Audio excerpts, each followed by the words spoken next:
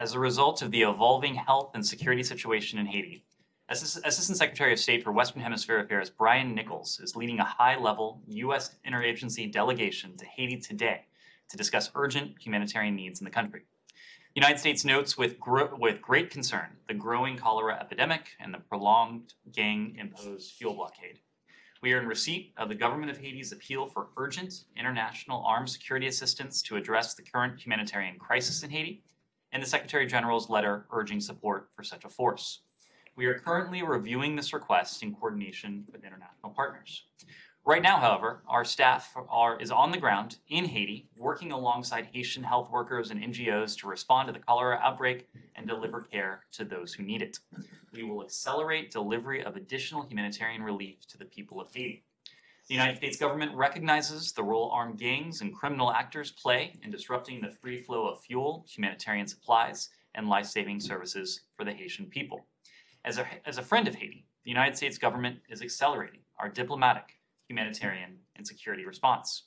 We are coordinating with international partners as well as within our own government to increase security assistance that will facilitate the movement of humanitarian relief. We will do our part, bilaterally and multilaterally, to hold accountable criminal actors who impede the provision of humanitarian assistance.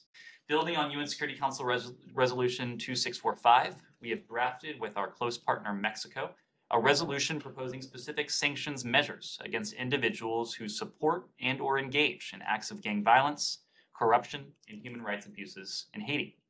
These measures also serve to enable the international community to address the many challenges facing the people of Haiti.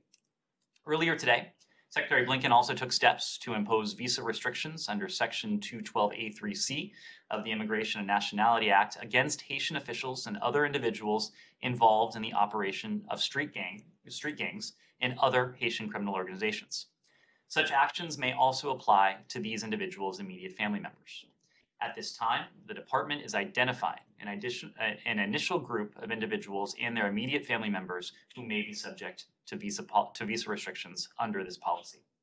With these visa restrictions, we are sending a clear message that those providing support to Haitian street gangs and other criminal organizations through financial and other forms of material support, including facilitation of illicit arms and narcotics trafficking, along with their immediate family members, are not welcome in the United States.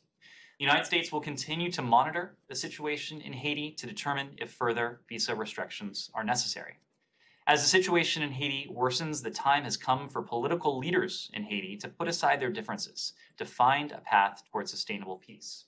Assistant Secretary Nichols will urge Prime Minister Henry, members of the Montana Group, the private sector, and civil society to develop consensus on a path forward that will lead to the reestablishment of democratic institutions, free and fair elections, and economic prosperity for the benefit of all Haitians.